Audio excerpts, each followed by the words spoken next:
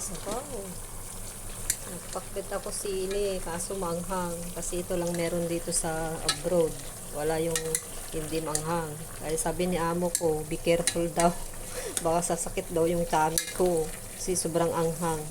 Puro manghang kasi mga sili dito. Kahit sa Saudi dati, sabi ko, nagluluto ako ng ganito kasi gusto ko. Kaso lang manghang. Pero tiyagaan ko, baka ubusin ko 3 araw. Pero nagbibigay ako sa kaibigan ko mamaya. Papunta ako sa school. Kasi lagi nila din akong binibigyan. Yan, yung mga ano na siya, nahinog-hinog na rin. Kasi binili ko lang naman sa mumurahin. Kasi mahal to kapag per kilo. Yan, tikman natin. Kasi bagoong nilagay ko guys, walang sahog. Bagoong, basta may ricado na siya kompleto. Sibuyas, bawang, sa kaluya. Tapos lagyan ko din ng mantika konti. Para naman kumislap-kislap siya. Ayan. So, tikman natin guys.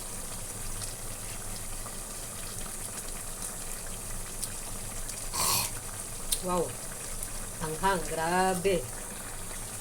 Masarap ito guys pag may kanin. Sabi ko, ay amo ko, gusto ko yan. Basta may kanin. Kaso ito niligup ko. Manghang. Grabe. Nagsayang ako ng kanin ko nandoon. Rice cooker.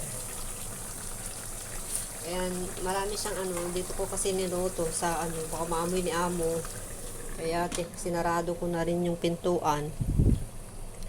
Kasi baka maamoy niya. Baka ayaw niya. Ganyan. Hindi naman siya natuyuan. Kaya inulit ko siya. Inulit ko. Kasi hindi siya natuyuan. Kasi rice cooker, ay pressure cooker. Yan, steam lang siya nagluluto. Hindi niya natutuyuan. Dumami pa lalo yung tubig kasi kumatas siya dun sa mga kamatis, sa kasili, sa dinagyan ko lang kasi dapat hindi na ako naglagay ng tubig. Naglagay kasi ako ng tubig eh. Ayan guys. So, ayan. Ang tagal mawala yung niya.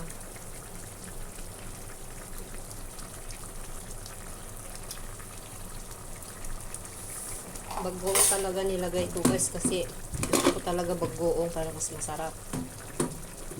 Nagbigay din ng kaibigan ko ng pakbet nung isang araw. Naubos ko lahat. Ang dami nung para ang palaya niyang lalaki.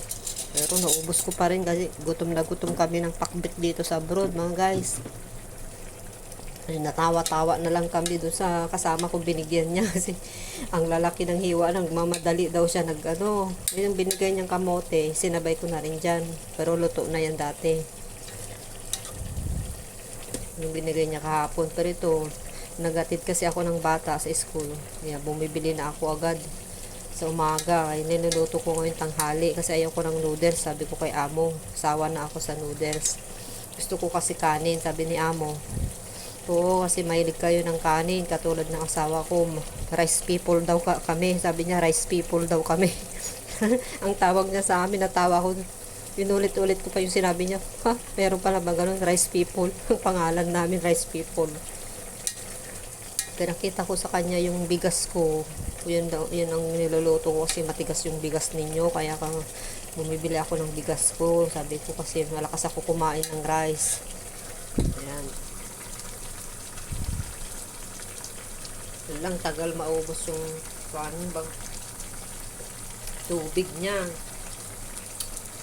pero masarap siya guys grabe masarap hindi siya maalat tama lang magluluto na ako ng ng amo ko noodles niya mainit na pala so bye bye na guys ayan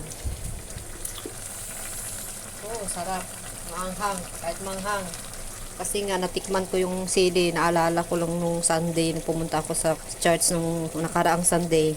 May nagbaon kasi ng sili, ng pakbet, sabi ko kay amo ko. Kaya yun, naalala ko tuloy magluto.